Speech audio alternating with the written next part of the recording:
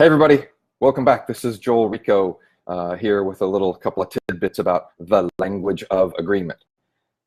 So if you're in sales, make no mistake about it, what you do for a living is you communicate with people. I communicate with people. It's our job, right? If you're in sales, you're communicating your unique selling proposition. You're finding out what people need, helping them get it, creating win-win action plans, right? What we do for a living is we talk to people.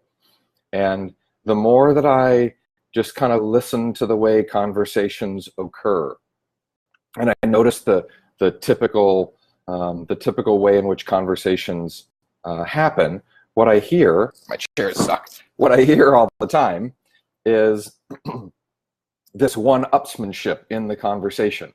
So, and it's usually about somebody being right. All right, so what does that sound like? So one person will say, hey, this is the way I think it should work. And the other person will say, oh yeah, well, this is the way I think it should work, right? We already have a disagreement. Or this weekend I was hanging out with a couple of friends, and some political topic came up, and one person said, well, this is we should do it like this, and this is the solution, and that's wrong, and this is right, and this, and write all these opinions. And then the other one said, oh God, that's never going to work, right? This is the way we should do it, and that's not the way people are, and human nature says it should be this way. And what I thought was interesting is, even though they both had a similar intention, right? They both wanted, what's best for everybody. They both wanted a solution that worked. They both wanted a humanitarian solution. They both wanted, a solution that they could feel good about. And there was a lot of commonality. There was a lot of similarity in their position. Yet the way in which they were delivering it sounded like an argument. It sounded like a disagreement.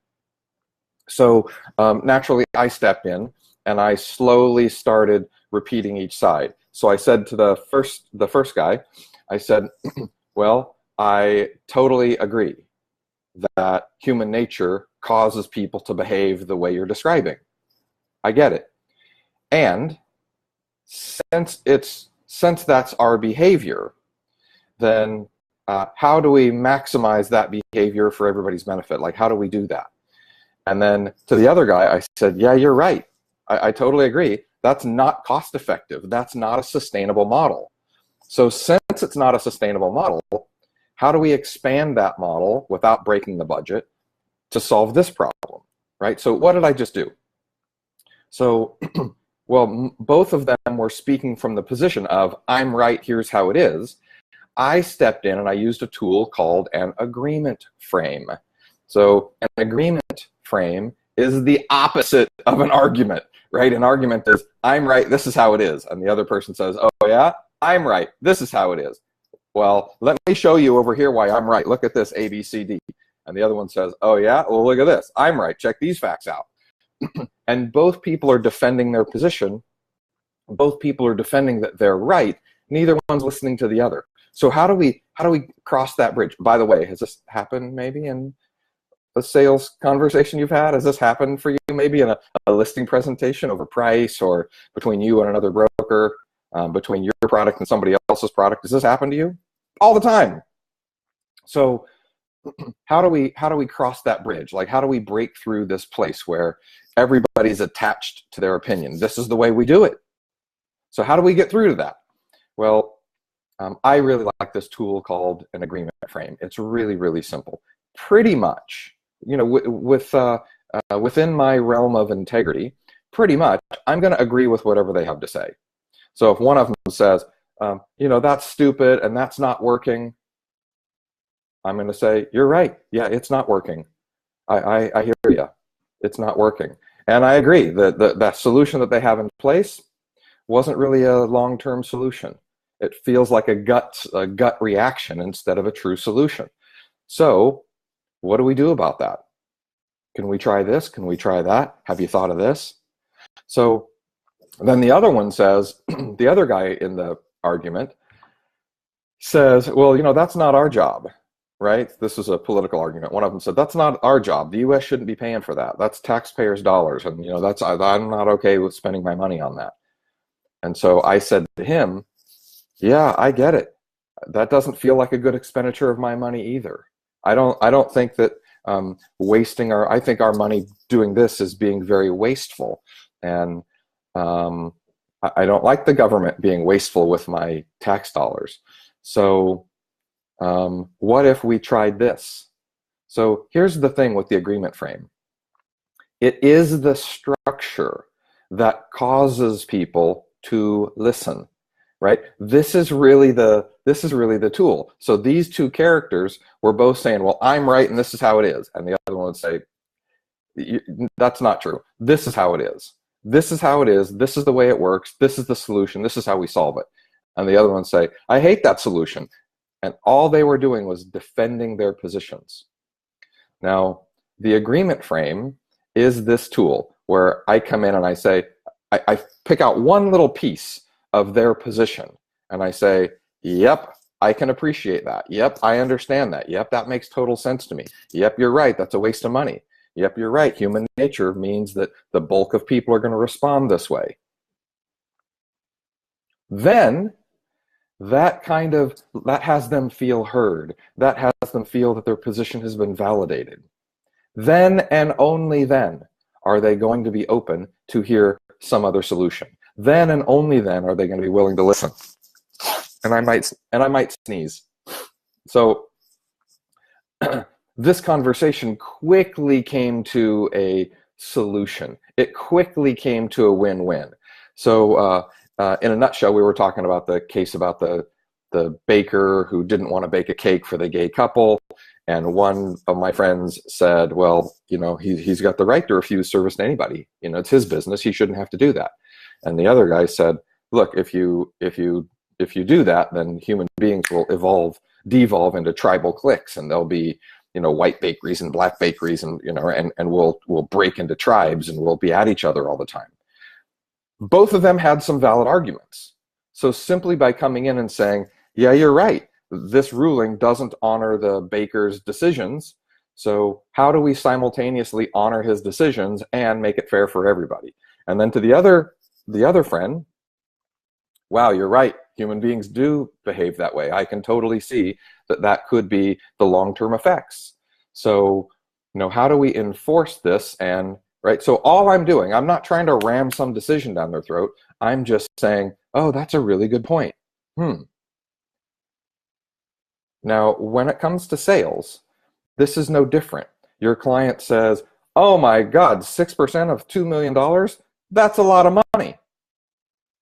Now, if you say, no, it's really the standard amount of money, I'm making them wrong. And they're already on the defensive. Instead, if I go, I know, it feels like a whole lot of money. And may I share with you where that money goes and how spending that money is going to be the very thing that helps boost up the price of your home. Okay?